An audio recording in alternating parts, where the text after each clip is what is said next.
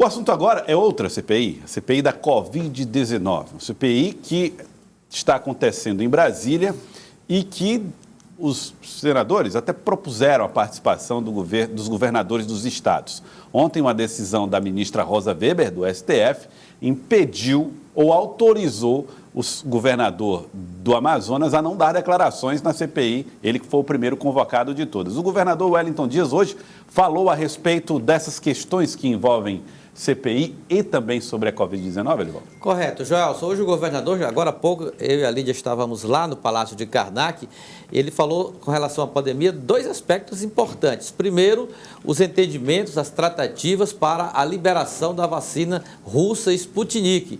Estão na fase final. Poderemos ter novidades nos próximos dias na chegada das primeiras remessas, dos primeiros lotes da vacina para o programa de imunização e os estados terão esse importante reforço. Por isso é que o governador Wellington admite a imunização da população piauiense, pelo menos na primeira dose, até o final de outubro. Agora, com relação à CPI da Covid no Senado Federal, essa decisão de ontem da ministra Rosa Weber, do Supremo Tribunal Federal, também reforça o argumento dos governadores de que a participação deles pode acontecer, não como convocados, mas sim como convidado. Nesse aspecto, o governador Wellington Dias pode definir até a data, ainda este mês, para ir a Brasília e participar de encontro com os integrantes da CPI do Senado Federal. Ele que se colocou à disposição. Falou sobre esse assunto, inclusive agora há pouco, como ele pensa como governador e também como integrante de fóruns regional e nacional a respeito da presença dos gestores estaduais na CPI do Senado. Vamos acompanhar com Elivaldo Barbosa. Nós estamos pedindo para apenas transformar de convocação é uma medida coercitiva, para convite para que a gente possa ir lá, comparecer, queremos trabalhar, ir lá, colocar a nossa visão, a verdade, esclarecer, tanto sobre a situação do Estado, na região Nordeste, no país, e a informação que eu tenho é que abriu-se lá uma discussão em razão dessa decisão da ministra Rosa. É uma decisão que, na minha visão, já era esperada. Por quê? Não é porque a ministra Rosa Weber tem a posição dela, é porque essa é a posição da nossa Constituição. Elivaldo Barbosa, então o governador está se colocando, concordando com a posição de Rosa Weber, mas dizendo assim, não é que eu acho isso. Está estabelecido por lei. Por lei. Está no texto da Constituição. Seria mais ou menos isso. Isso cria, de fato, esse entendimento legal. Com a decisão, esse entendimento ele é reforçado, ele ganha uma força muito grande e agora é o entendimento político, digamos assim, Joelson, em que os governadores vão buscar esse diálogo com os integrantes da CPI para possibilitar esse encontro. E no encontro tudo seja esclarecido. Quem tiver, digamos assim, alguma responsabilidade sobre malversação de recursos que seja questionado, que tenha o direito de se explicar, se for alvo de operação policial que se explique da mesma forma, ou se até considerar que é preciso reparos na política nacional de imunização ou de combate, ou de enfrentamento à pandemia, que esse assunto também seja debatido na ótica dos governadores, porque a gente sabe muito bem que durante essa pandemia os governadores caminharam num movimento assim, de muito confronto com o governo federal em relação às medidas adotadas. E por isso a temperatura da CPI da Covid-19 cada vez mais aumenta lá em Brasília. Mas não foi só sobre essa questão que o governador falou, não. A Lídia Brito ele deu uma declaração sobre a possibilidade de ampliar a sua participação nas estratégias políticas do Partido dos Trabalhadores no Brasil, Lídia Brito.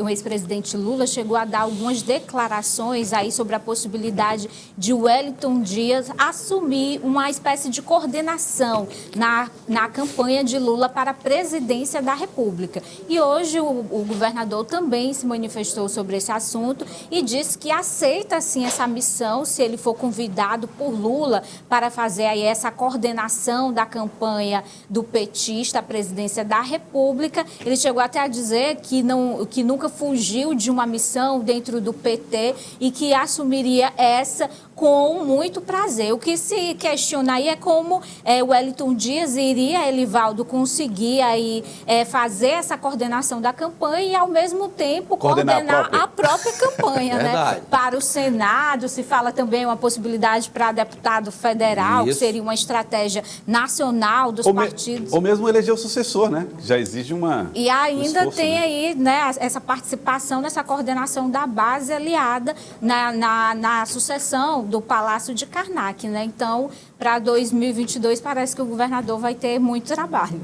Elivaldo Barbosa. Muito. A agenda política do governador no próximo ano será repleta de decisões e participação importante, porque serão muitas as missões. Agora, Joelson, como se trata de uma eleição nacional, vai ser a eleição mais disputada, digamos assim, do ponto de vista das correntes políticas que estão relacionadas a isso, não que a eleição do Piauí não seja disputada, será também muito acirrada a disputa pelo poder no estado do Piauí. Mas a disputa nacional se sobrepõe, não tem a menor dúvida. Então, o governador, ele vai se inserir dessa conjuntura nacional. Sim. Não tem a menor dúvida que isso ocorrerá, principalmente com a expectativa de candidatura do ex-presidente Lula. Da mesma forma, os adversários.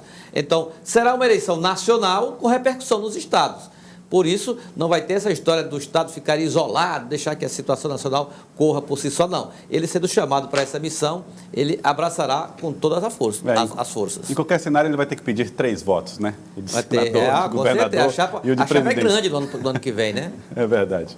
Bom, tá aí então, Lídia Brito. Mas ele não confirmou que houve um convite formal? Não, o convite formal ainda não aconteceu, né? Mas ele disse que uma fala do ex-presidente Lula. Isso, uma fala de Lula, mas ele disse que se o convite acontecer, ele não vai fugir da responsabilidade. Aí Lídia Brito trazendo as informações a respeito do convite do ex-presidente Lula, Wellington Dias, para coordenar a campanha à presidência da República em 22. Bom, hoje, Elivaldo Barbosa, você é testemunha desse meu esforço. Eu tentei falar com o presidente do PL, verdade, Fábio Xavier. Tentei, fiz ligações, não atendeu, estava desligado o tempo todo. Um esforço para tentar entender mais ou menos o que está acontecendo dentro do partido, do PL, porque ontem o deputado Flávio Nogueira concedeu uma entrevista aqui dizendo que os partidos da base de sustentação ao governo, todos eles, enfrentam dificuldades hoje, Elivaldo, para formar as chapas para deputado federal e deputado estadual. Exceção, o PT. Os demais da base estão com esse problema. Na oposição, o Progressistas está bem.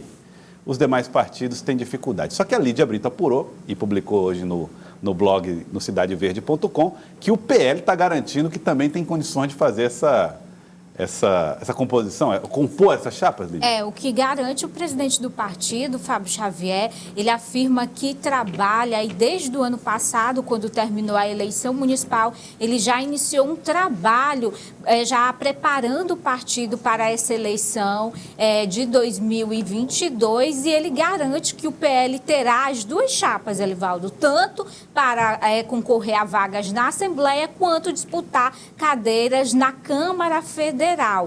Fábio Xavier afirma que a possibilidade do partido não ter uma das chapas é muito remota, apesar de toda essa discussão na base aliada do governador Wellington Dias, de que apenas 4 partidos lançarão chapas para deputado estadual e apenas 3 terão aí as suas chapas na disputa na Câmara Federal. Segundo Fábio, se for assim, o PL, Elivaldo, será um desses partidos. Olha, Lídia, eu diria até o seguinte, que dos partidos governistas, o PL é o que tem mais, com exceção, tirando o PT. O PT dos governistas é o mais estruturado, assim como o Progressistas é essa situação lá na oposição.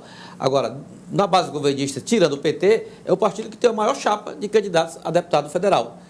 Fábio Abreu, Mainha, José Maia Filho, que já está no PL, Silas Freire, Paz Landim e tem mais uns 2 nomes aqui que me foge agora à memória, que já estão certos de se filiar ao PL e ser candidato a deputado federal, ou seja, está preparando de fato uma chapa forte. Porque senão, vamos ver os outros, MDB, Marco Aurélio Sampaio, Castro Neto. Sim. O Wilson Martins é uma possibilidade se deixar o PSB, está longe disso aí acontecer. Aí os outros, PSD, que é forte, sobretudo aqui no Piauí, no interior, Júlio César Lima. Se não for ele, vai ser Georgiano Neto. E republicanos, Flávio Nogueira. Os outros só tem um por partido. Então, não tem, assim, uma perspectiva de formação de chapa.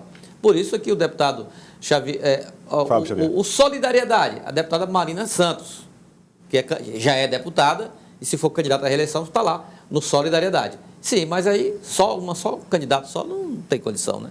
Entendi. Então está aí, Elivaldo Barbosa, trazendo essas informações. Vamos ver como é que vai ser. E no caso do PL, nomes experimentados, inclusive a passagem na Câmara. Deputados, ex-deputados. Mainha já esteve. Mainha já foi deputado federal. O Silas Freire já esteve. Já esteve lá também. Fábio Abreu. Ele é o primeiro suplente de deputado federal, o Silas Freire, jornalista. Fábio Abreu já é deputado federal, deputado. Deve ficar na sigla. Paz Landim é suplente de deputado federal também. Então, e há outros nomes também já cotados para assinar a ficha de filiação. Então, desses partidos aí, na eleição federal. Na eleição estadual, já tem 3 deputados estaduais, aí compor o restante da chapa. Para a gente finalizar, Elivaldo Barbosa, para terminar mesmo, o governador Wellington Dias, nosso tempo está acabando. Ainda para deputado federal, o governador Wellington Dias pretende ter uma conversa nos próximos dias com a deputada federal Margarete Coelho, do Progressistas. Elivaldo, qual o tema da conversa? Hoje ele falou essa expressão, não foi, Lídia? Diálogo. Então, ele pretende estreitar esse diálogo com a sua base aliada para saber o seguinte, Joelson, não deixar para 2022 o que pode ser decidido hoje. Não vai deixar para 2022. Então, aquele discurso da deputada Margarete Coelho aqui para nós, naquela entrevista esta semana... 22, só em 22? Não é digerido pelo governo do Estado. Não vale no Palácio de Karnak. Não vale. Ela pode até deixar essa decisão para 2022, mas para o governo essa decisão precisa acontecer agora, em relação ao compromisso. Então, 22, só mesmo... É o voto. A homologação de candidaturas, das mudanças de partidos, mas essa história de estamos juntos hoje, amanhã talvez, é só mesmo no poema da música. E o esperançar, Elivaldo Barbosa? Não, também fica com Paulo Freire. Não fica. Lídia Brito, isso provoca muitas cisões dentro do Progressistas, muitas dificuldades, muitos estremecimentos ou não? Olha, os progressistas estão aí aguardando essa decisão de Margarete Coelho e dos outros parlamentares. O deputado Júlio Arcoverde já chegou a afirmar várias vezes que, se fosse por ele, o partido já iria fazer essa cobrança agora, em 2021, a esses parlamentares, mas o presidente nacional, Ciro Nogueira, pediu aí que o partido espere, que esses deputados, eles foram eleitos na base, teriam aí o direito de participar do governo, mas, pela informação do Elivaldo, o governo não vê dessa forma. Lídia Brito, obrigado, Lídia, pela participação aqui com a gente no Jornal do Piauí. Boa tarde, Joelson, Elivaldo, boa tarde a todos. Elivaldo Barbosa, obrigado a você, Elivaldo. É isso, Joelson. Até amanhã cedinho no Acorda Piauí, na Rádio Cidade Verde e depois aqui no nosso Jornal do Piauí. Às 6h30 da manhã, eu, Elivaldo Barbosa e Glenda Uchoa fazemos lá o Acorda Piauí, na Rádio Cidade Verde, jornalismo líder do Rádio Piauí. Uma boa tarde aos dois, até amanhã.